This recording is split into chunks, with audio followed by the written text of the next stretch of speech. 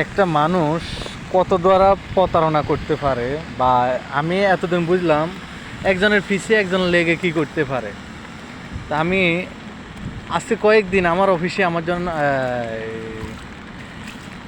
মানে একজনের পিছে লাগে কি ক্ষতিটা করতে পারে একজনের, আমি সেটা জানলাম।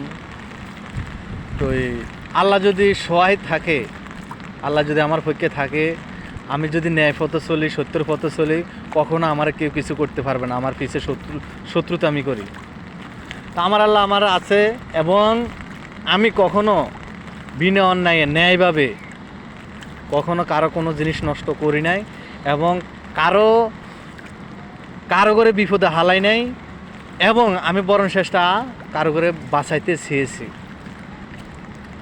আমার লাইফটা যতটুক হয়েছে, আল্লাহ যতটুক বয়স হয়েছে, আমার এই বয়সে আমি আমার দ্বারা, আমার জানা মতে, আমি জানি না কালো এক চুল পরিমাণ ক্ষতি হয়েছে কিনা, আশা করি হবও না সামনের দিকে।